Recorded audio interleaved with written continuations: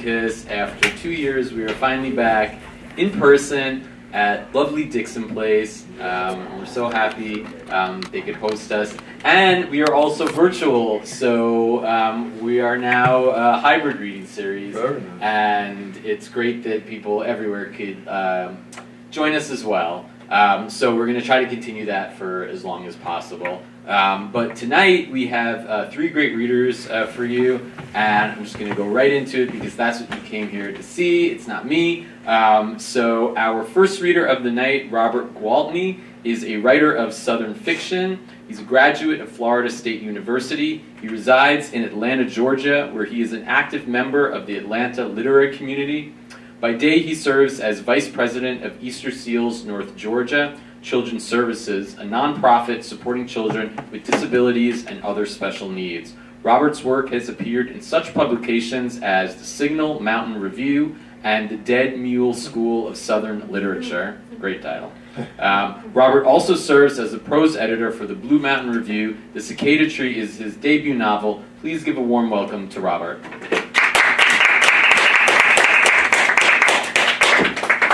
Thank you. Good evening.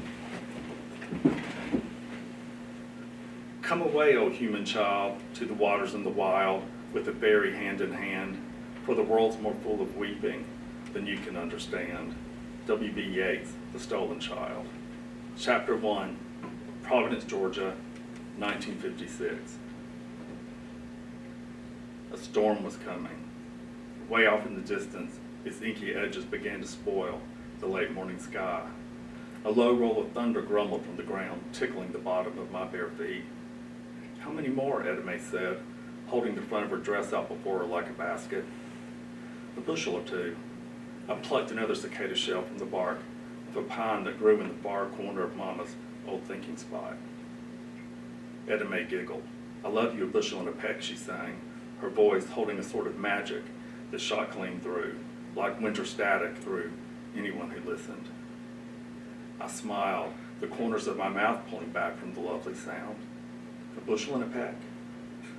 I laid the shell gently to rest with the others. Edme blinked down into the mound of casings. Where did they come from? I spooled the length of my hair around my fingers. From the ground, I said, pulling my finger free, leaving a perfect curl down the front of my blouse. That's what your granny says. I stood tall, placing my hands on my hips, speaking deep in my best Miss Wessie voice. They needs room to grow. Edme squinted her eyes and giggled. 13 years had passed, 13 long years since the cicadas came, years before Edme and I were born. Now they returned, digging loose from the earth, attaching themselves to trees, leaving behind a fragile crop of amber-tinted shells. It was the cicadas singing I remember best, their courting song. It was this frenetic beckoning for the affection of another that stirred the humid air to reckless speeds that summer. Stand a little closer to me. Thank you. The summer I turned 11. The earth grumbled again. Sure must be a dark and lonely place down there, Edme said. I reckon so. I eyed a shell big as a ping-pong ball. Edme hummed slow and sad, the quality of it a drape blocking away the happy. I knew then, before she would speak, of whom she was thinking. Poor sweet Mama, she said, looking down at the ground, dark and lonely. Annalise Newell, Edme Johnston, Miss Wessie yelled from the back porch. Get your little fannies back on in this house. Shh. I touched my finger to Edme's lips. That had been a game of ours, evading Miss Wessie, our warden that summer and 3 before. Our mamas knew one another from packing pickles into jars at the Mayfield Pickle Company. My mom at the white table, and Edme's at the colored. You've got till I drop these biscuits to dumplings, Miss Wessie said. Then I'm breaking off a switch. Then I'm breaking off a switch, I mimicked, puffing up my chest, grabbing hold of my hips, hoping to bring Edme back from thoughts of her poor dead mama, to dissolve the sadness she sang into the air. A gust of wind swept across the old garden, dozens of husks blowing free from Edme's apron. Best hurry. Get on over to the porch. I motioned to the rickety seat. Edme settled herself on the splitting wood, mindful of the delicate cargo gathered up in the front of her dress. I wish you didn't have to go. Me neither, she said, smiling, but I knew it was only half true. I was certain it was singing she loved best, even more than me, even if it was singing at a stranger's funeral. I'm ready, I nodded, glancing off into the horizon, a swirl of smoky clouds moving across a perfect plain of blue. I still held the enormous shell I pulled last from the tree. This one first. I positioned the prickly appendages into a coarse plait atop the center of her head. I made busy placing several more. How's it looking? I stepped back to regard my work. Just one more. Girls, Mama hollered from the house. The last dumpling's been dropped. Eddie Mae took in a quick breath of her air. I tucked the cicada shell into the pocket of my dress. You look beautiful. I admired the crown I made. Miss Cicada Bug 1956. I kissed her cheek. We'd best get. Eddie Mae touched her hand to her face. Granny's done dropped the last. She hopped from the bench, letting loose the hem of her dress. Our work released to the rising wind. Come on, she said, grabbing hold of my hand. A whirl of storm blew my hair about my face. Eddie Mae pulled at me, but I held firm, my toes pinching the ground. An errant shell clung to strands of my hair. I watched as it bucked in the gale, until it let loose at last, drifted by the current, sucked away into the newly darkened sky. A shot ran up my back. Only then did I loosen my toes from the earth, letting Eddie Mae untether me from the spot. Only once did I turn back, just long enough to watch the first lightning strike. That moment, the sky caught fire. The sky boomed, rattling the walls of our clapboard house, jostling the windows in their shoddy frames. Eddie Mae and I passed the hour at Daddy's old upright, attempting to rehearse the stranger's funeral song. Eddie Mae's gift was singing, and mine the piano, each of us the perfect accompaniment to the other. Though I never played it before, Stormy Weather was the only song my heart could remember, as though it were the only song that ever was. I always knew how to play, where my fingers should go, an instinct planted way down deep, just as easy as breathing. Daddy thought it'd been he who taught me, but I knew long before, back before I first opened my eyes to the world. It was easy pretending, just a little lie, a reason to be close, just for a spell. But that was when he loved his mom and me, before he drank all the good away. Sure is pretty, Miss Wesley hollered from the kitchen. The two of you could coax an angel right down from heaven. Don't it make you sad, I said, singing for dead folks? She sucked in her bottom lip and let it loose. No, not really. She cast her green-flecked eyes down at her hands, running them the length of her fingers. But I knew the truth of it. Somewhere in that deep down spot where the music lived and swirled, I knew when she sang for her poor sweet mama. Percussion rolled above us, vibrating the floorboards. Piano keys shivered. Everywhere was music, even in the clink of Mama's jelly jar vase. Wish I could go with you. My voice sounded peculiar amidst the storm's refrain. Me too. Eddie Mae sat down next to me on the piano bench, leaning her head against my shoulder. But you get to go to the Mayfields. She feathered her fingers across my arm. Folks say the whole town could fit right inside their house. I guess. I contemplated the size of such a place. The place Mama went on Saturdays to earn extra money.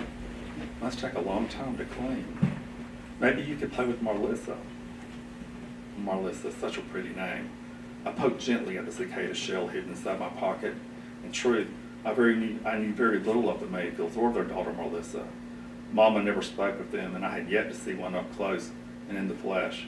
Only the passing of their long black car through town, the world caught and reflected in the sheen of its darkened windows. One more time, Miss Wesley said from the kitchen. Then it's dressing time. The rain dissipated, the weight of Miss Wesley's feet across the floorboards audible once more. Eddie Mae lifted her head from my shoulder. The cicada shell shifted in my pocket, the sharp tips of its legs sticking into my skin, grabbing hold around my finger. I flicked at the thing until it turned loose, my fingers finding their place on the keys. Eddie Mae did not wait for my music, finding the song within her without the help of a single note of mine. I pulled my hands from the piano and listened, sorrow seeping from the perfect pitch of her soprano. I sat, eyes shut, letting her enchantment settle over me, feeling a tingle just under my skin. the weight of the thing growing until it sat heavy, pressing against my insides, until there was nothing left for me to do but cry. Rain fell against the tin, at first a smattering, the tempo gaining speed, the force greater until there was no other sound, nothing left of the music, but a deafening whir, and the vinegary taste of sadness on my tongue. Chapter 2. I leaned forward, looking up through the truck's windshield at a 2-story brick building, my eyes following the loops and flourishes of the iron scrollwork. Mistletoe, I said, beating the letters at the top of the enormous iron gate. Before Mama could knock or toot the horn, I spoke again. Looks like nobody's home. That's not the house. Plenty big enough to be a house. What is it then? The building, a place larger than any home I ever saw, was bigger than the one my best friend Jane Fenton lived in on Broad Street with her hateful twin sister Virginia. I tugged at the end of my ponytail. Mom and I sat regarding the place. The old Ford pickup rattled and hummed, the ruckus sending vibrations through the seat. My stomach, already sour from the taste of Odomé sorrow, did not take kindly to the whole affair. Never had I tasted music, and the occurrence left me unsettled and wanting to go home.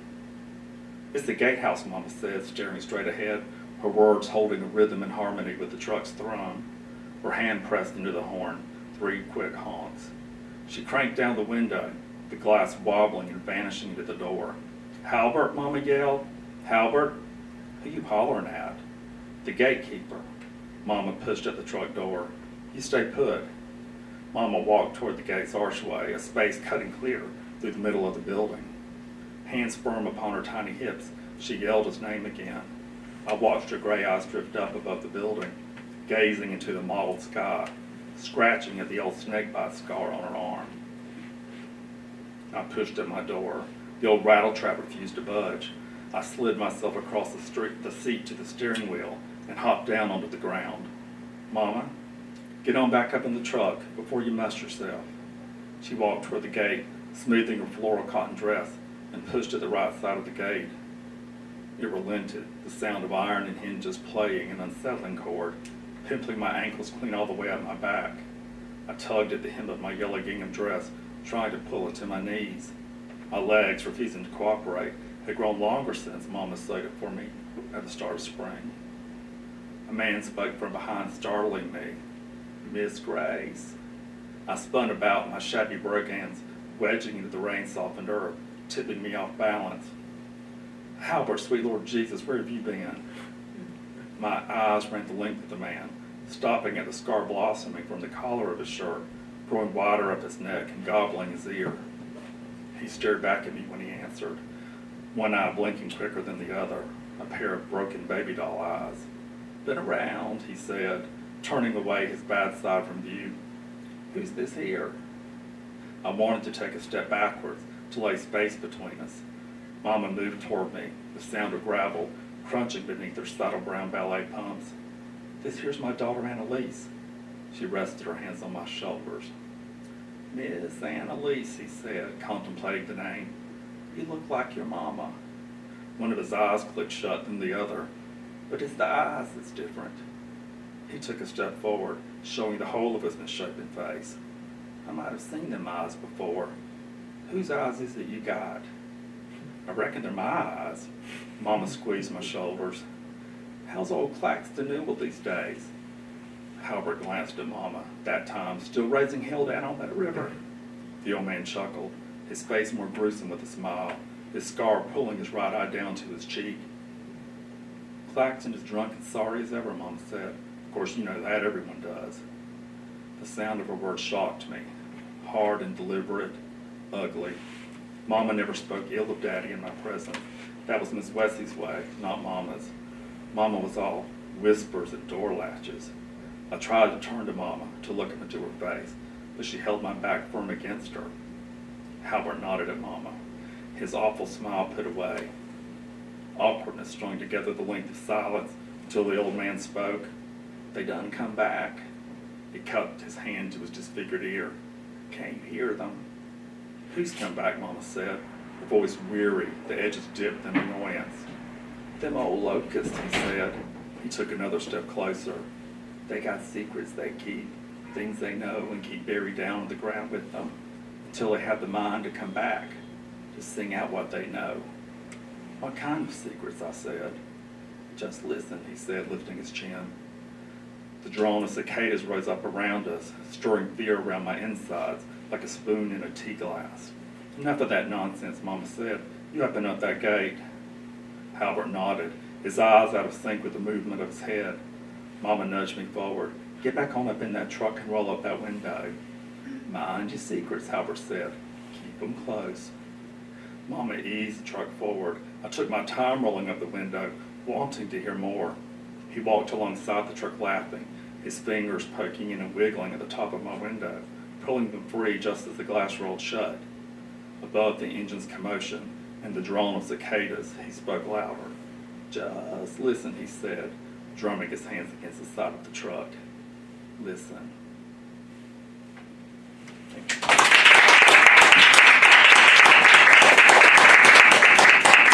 Thank you so much, Robert. Our next reader is Lisa Williamson Rosenberg. She is a writer, a former ballet dancer, and a psychotherapist specializing in depression, complex trauma, and racial identity. Lisa's essays have appeared in Long Reads, Narratively, Mama Load, The Defenders Online, and The Common. Her fiction has been published in the Piltdown Review and Literary Mama, where Lisa received a Pushcart nomination. A born and raised New Yorker, nice, and a mother of 2 college students, Lisa now lives in Montclair, New Jersey with her husband and her dog. Lisa's debut novel, Embers on the Wind, is coming 8/22 from Little Egg. For more information, please visit lisawrosenberg.com. Please give a warm welcome to Lisa.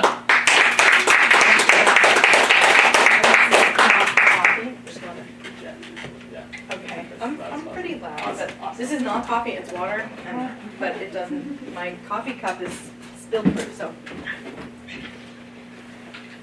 I put water in it. Let me get this. You need adjusted? Yeah, I do. How's that?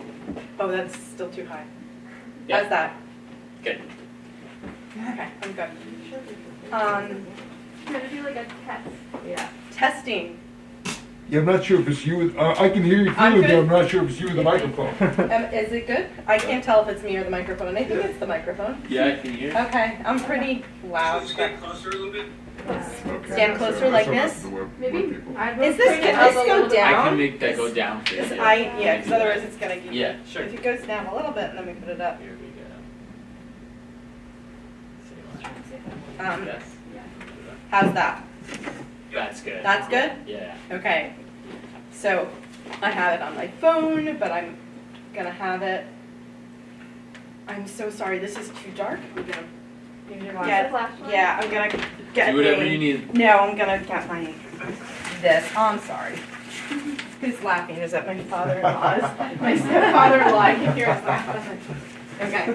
Hold on. Oh, technology, and I'm gonna probably need my reading glasses. I'm so sorry. No. There we go. Okay. One more thing. Okay. It's gonna be so good when I read this thing. You're gonna be like. It's all good. Very You set the anticipation. Unless, Set- yeah, it's perfect. That's These what it's will there actually for. be reading glasses and not my driving glasses. Okay. Now, I think this is gonna work better. Okay. Okay. All right, little device thing. Okay, this is the first chapter. You want to move closer to the mic. So we're just, okay, wait. Okay, here we go. There it is.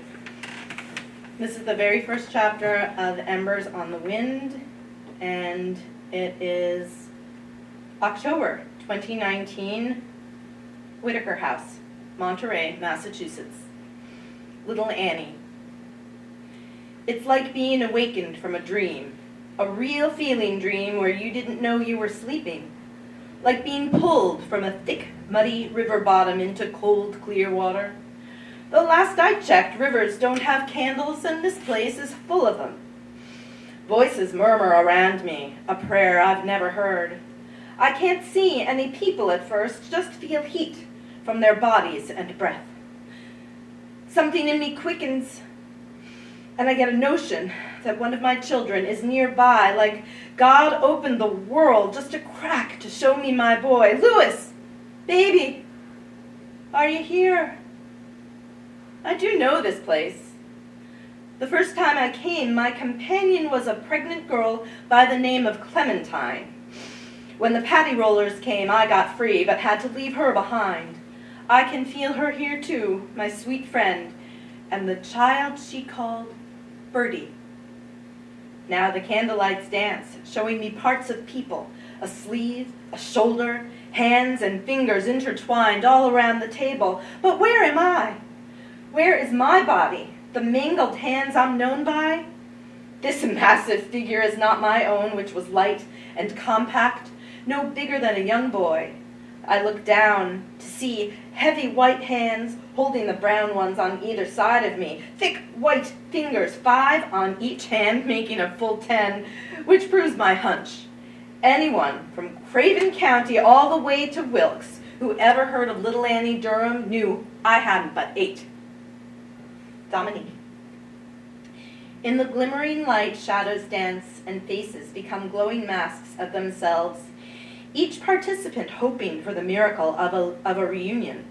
Lady Leanna, holding the hands of 2 of the seekers who took their seats early, lifts her chin, beginning to rock. Dominique is just as determined to make contact as the rest of the group members, but the mindset eludes her as she checks on her little boy, who's sitting on the floor in the corner playing on his iPad. If she had childcare, Dominique would have been here in time to secure the spot she's entitled to by Lady Leanna's side.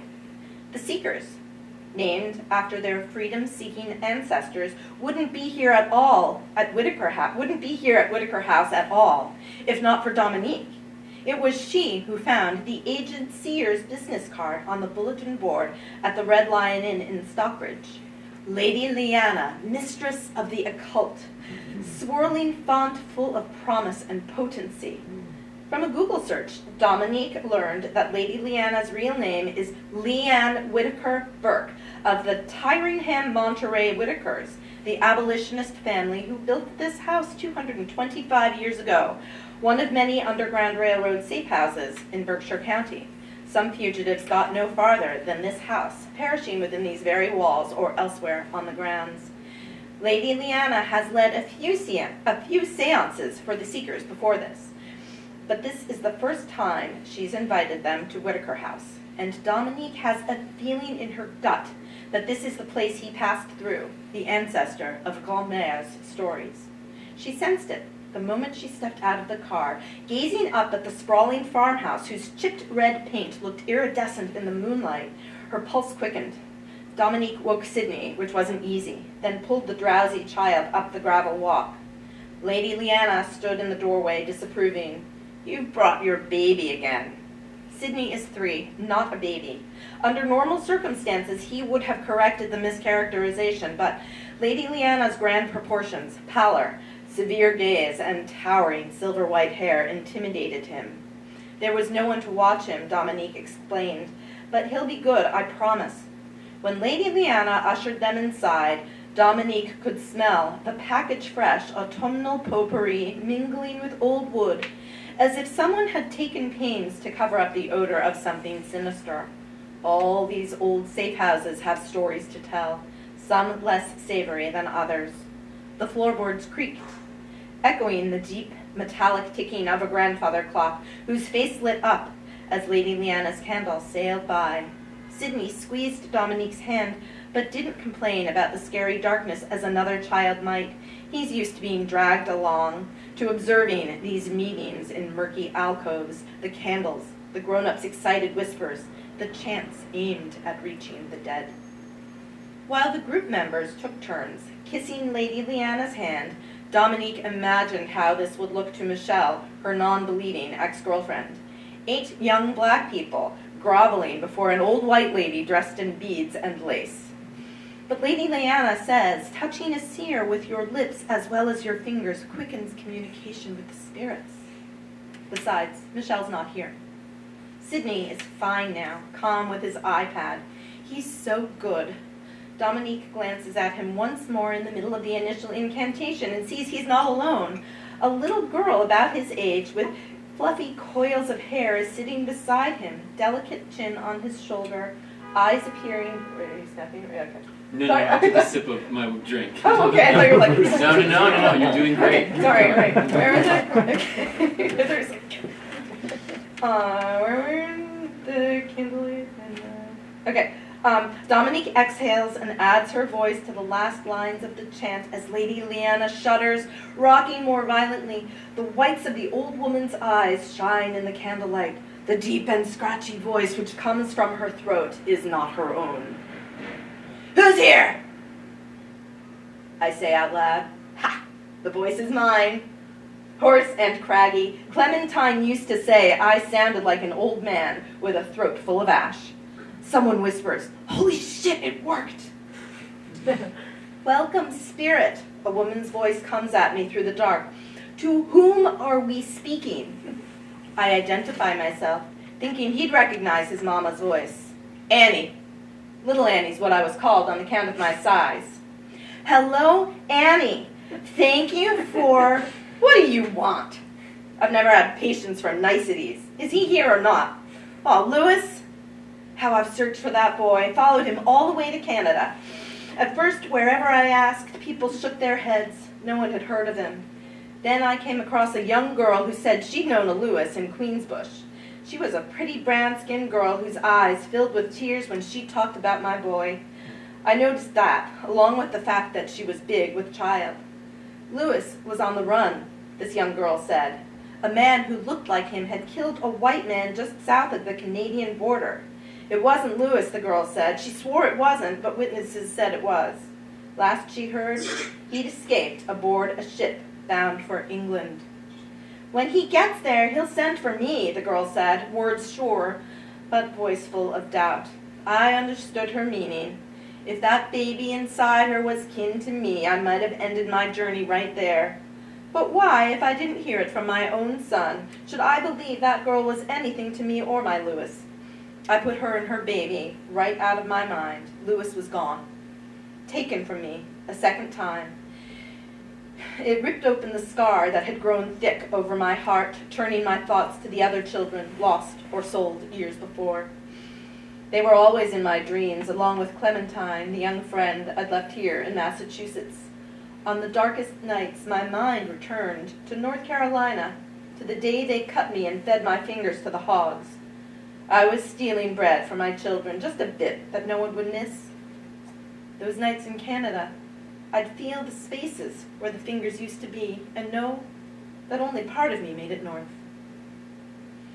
The woman who spoke before says, I'm trying to find someone who knew an ancestor of mine, a man. What name? I don't know his name, but mine is Dominique Sawanda. Sawanda means nothing to me. As far as I can see, she's a big, high yellow girl with dark, undone hair falling over her shoulders. No sign of my children in her. What do you look like, your ancestor? Black, Dominique says. Midnight black. Midnight black sounds about right for all 6 of my lost boys. But I keep hope to myself for now. I don't know who she is, this Dominique Sawanda with long, loose hair asking after her kin. I'll give her something, just not an answer. Not yet.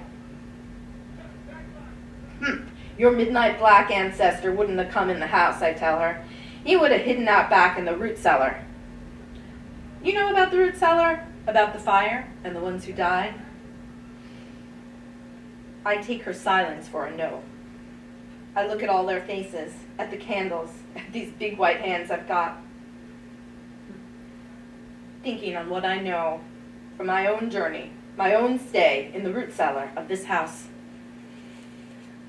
By the time Clementine came to hide down in that old root cellar, the ashes had been swept away, but the spirits of those who burned alive remained. I listened to their stifled cries, to the story of the one who made it out. What will I tell this yellow girl? This is true. There wasn't enough space down there for more than 3 in the cellar. Not enough space, food, air, or hope. But there were 10 when it happened. The kerosene lamp tipped over and started it. The terror inside spread fast as the flames. The door swung open and let in the gust of wind that fed the fire, which spread quickly throughout the root cellar. The walls were dry from a recent drought. The floor was dust. The howling from within was heard too late. The one who heard the howling first, she froze for too long before running for help. Those parts are true. So is this. The 3 who should have moved on and finished their journey into Canada, making room for the next 3, had stayed put. It was not safe to go. There were catchers, paddy rollers in the vicinity. A message got lost. Confusion had messed the plans of the helpers, the station masters, the conductors. More of those who sought freedom moved in before the others could move out. The root cellar filled beyond capacity. This next part I guessed. One seeker of freedom was a beautiful black-skinned boy named Lewis, who had loved a mangy, spotted dog back in North Carolina. He had always loved dogs, but loved this one most. Once upon a time, Lewis had a family, an 8-fingered mama, 5 younger brothers, but they were a distant memory along with the day he was sold away.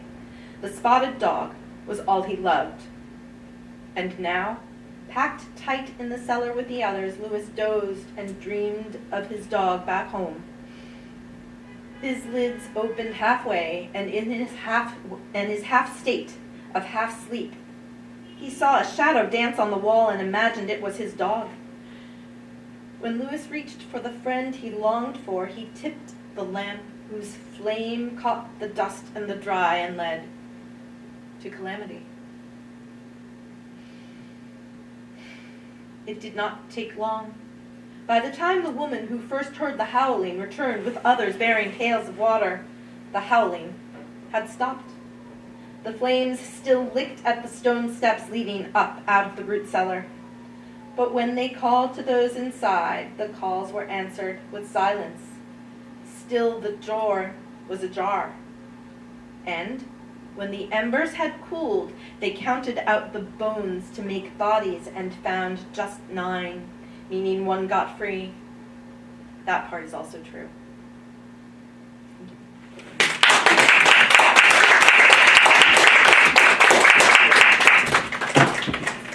Thank you so much, Lisa. Our last reader, whoops, hold on a second. Our last reader of the night is Hannah Lillith Assadi. She will be reading virtually. We'll switch it over in a second. She teaches fiction at the Columbia University School of the Arts. Her first novel, SONORA, received the Rosenthal Family Foundation Award in Literature from the American Academy of Arts and Letters, and was a finalist for the Penn Robert W. Bingham Prize for debut fiction.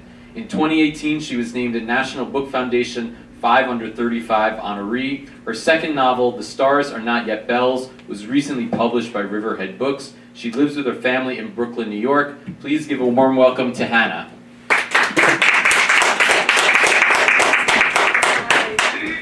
you hear me? Okay, good. I'm so sorry that I can't be there. I have a cold. And in this day and age, I feel like it was safer for everybody else's sake to not sniffling and blowing my nose in the audience. So I'm on Zoom from Brooklyn, not so far away, just across the river, and I'm really sad. To not be in person with you, but I'm glad I could still hear Lisa and Robert's work. It was really amazing to hear both of your stories, and my book is also set in the South, actually, and deals with some spectral things, so I feel like we're nicely on theme a little bit here. I'm just going to read from the first chapter, so hopefully you don't need too much context, but I'll give you a little bit anyways. The book is about a woman who has been diagnosed with a form of dementia, and as her mind begins to slip, she also simultaneously begins to sort of see into this other realm, as it were. And the part I'm going to read is from the beginning is when she's sort of reflecting on having first arrived on this island where she's lived most of her life. with her husband. And on that island, there are rumored to be these strange, sort of blue gems offshore, and those begin to play a role in the visions she starts to have as the dementia grows and grows. So anyways, that's the sort of context for the book, and I'll just read a little bit from the beginning. 1. It is not yet the end. Moss descends from the oaks, thick as curtains, veiling the night's secrets from the living. A wild mare and her foal are out to feed before the dawn. Seagulls bark their hunger at the sky, and Lyra, our island, remains above the sea. The ocean has not engulfed all this, even though I have woken from that dream I've had again and again over the decades. In last night's rendering, after the island had burned and sunken into the waters, and all the stars had fallen into the Atlantic, I could still swim. And beneath the surface, wandering among the blue constellations like a mermaid, at last I found Gabriel. 2. But it is not the story of a drowned ghost haunting my dreams that Dr. Madera wants from me. He says I must focus on the facts. Dr. Madera has commanded that I report the story of myself, the real story, every morning. Should I get lost, he has offered me helpful mnemonic exercises. What is your age? What is your name? Where do you live? What year is it? Who is your husband? What are the names of your children? What is the weather like today? The wind smells of rain. My name is El Renier. It is May the 13th, 1997. A voice talks at me from the radio telling me that the market has turned for the worse. The Israelis and Palestinians are at war. Snow falls late in the north. The broadcast makes it sound as if the world is finally ending. I no longer tremble at signs of the apocalypse, since my own was prophesied for me in a fluorescent medical office some time ago. At the start of the Second World War, I moved from New York City to Lyra Island, population 400, most of whom until these last years were employed by my husband, Simon. We have lived since then on this strip of sand, woolly with oak, off the coast of southern Georgia. The dunes here shimmer white as snow. Wild horses roam, ancient and unapproachable as unicorns. Storms trample us in this part of the world. We are the midwife of the ocean's wrath. Hurricanes have ravaged my garden many times over. Until this year, I've always been able to revive my rose bushes. Our home was built on the foundation of a previous one, which was built on the foundation of one before that. Both houses burned to the ground a century apart. The island has never wanted us. Back in 41, the three of us, Gabriel, Simon, and I, had anchored at the dock on the riverside rather than the ocean, where the irreverent tangle of oak recalls the woods of some fairy tale. I knew even then that I'd become lost in them. The path to the house is scarcely marked by an ancient sandy trail. There has only ever been the one dirt road carving its way through the island, from the town in the south to the northern settlement. Our house stood on Lyra's highest ground, right in the middle. It was Elijah, at first the groundskeeper, and later Simon's ship watch leader, who guided us to our new habitat, which stank of earth and ocean on fire. We were city people and startled by the sound of our own feet crushing the leaves beneath us. But it was not the land itself that would curtail our welcome. Once the house was before us, I gazed at it in awe. The stone stairways rising into a menagerie of vines, veiling more windows than I could count. The ground so spacious that a wild horse gnawing on the lawn seemed the size of a dog. Even the light overhead was of a different quality, more persistent in its splendor. I wondered to myself, Oh, a person would not go missing in such a place. After some moments engaged in this reverie, I noticed that Gabriel had indeed vanished. I turned to Elijah, mustering what composure I could, and asked after his whereabouts. Mr. Simon says your cousin's going to be staying in the old shed, Elijah responded, so I pointed him on his way. They've done it for him quite nicely, Al, Simon said, and wait until you see the bridal quarters. I had not yet had a chance to visit even the bathroom when Mr. Clark Sr., the mayor, materialized in the ghostly spread of oak with a rifle in hand. Well then, you found our lyra, he said, by way of greeting. Back then, the island still answered to the Clark as it had since the beginning of American time. That is, after lyra was stolen by the Clarks from the indigenous, most of whom had been driven from the earth. The family had derived its fortune first from gold and then from steel, but they had fallen out of the financial favor they once held. It was from the Clarks I learned later that Simon's father had purchased the land where our new house stood. Theirs, too, had stood there once. It was not only Clark who would meet that day, but an entire cadre of his loyal locals. One by one they emerged from the woods, armed at his side, as if our puny party represented the German invasion feared along the Atlantic coast. Whatever sudden inferiority they might have felt toward Simon with regard to financial standing on the island was upstaged by this display in military might. Simon's stature seemed to shrink from its former 6 feet to something less as he stepped behind Elijah and then very nearly behind me, slender and helpless wife. It was Gabriel who spoke at last, re-emerging arrayed from Lyra's wild. He stood before the militia in the manner of an immortal, unarmed and grinning. Who knew paradise was so easy to find, he replied, on our behalf. And so ended the short-lived standoff. Simon retired early that evening, claiming exhaustion, so Gabriel and I walked through the grounds toward the sea, which I had not yet seen. The island was more feral back then, or perhaps it was only so in memory. Moss tickled our shoulders as we walked.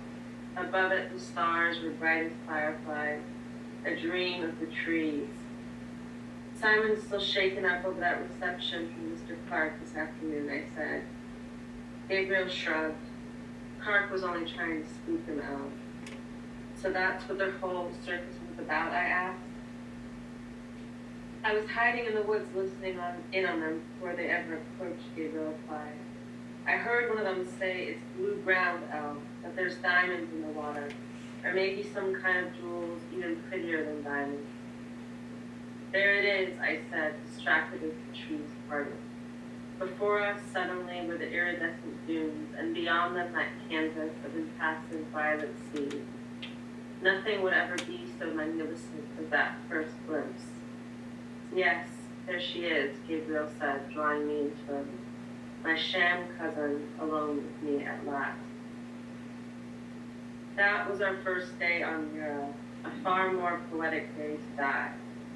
Instead, I've lived to hear Dr. Madera diagnose me with a disease that befalls the old, that destroys memory, my own surely, but also the memory of the world as it once was. I stare out the window and imagine all my most beautiful memories stretching vast and deep as the ocean, shimmering blue as a mirage beyond the scrum of oak. I'm losing the Atlantic, losing all that makes me El, my facts. Thank you.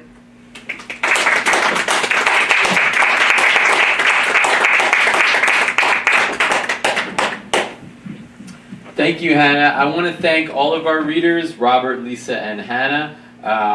We will be back next month, April 28th, for another reading series. Please support all of our writers by purchasing their works. The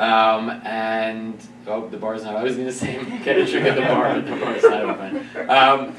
Continue to mingle anyway. Yeah. Will the bar be open next month? Maybe, I don't know. I would hope so. First things first. Yeah, or BYOB maybe next time. And again, thank you for coming in. We're Guerrilla Lit. Take care.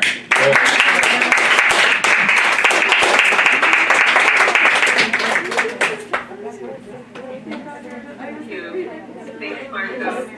Thanks so much, Hannah. Thank you for having me. Of course, definitely. Okay, nice. Bye.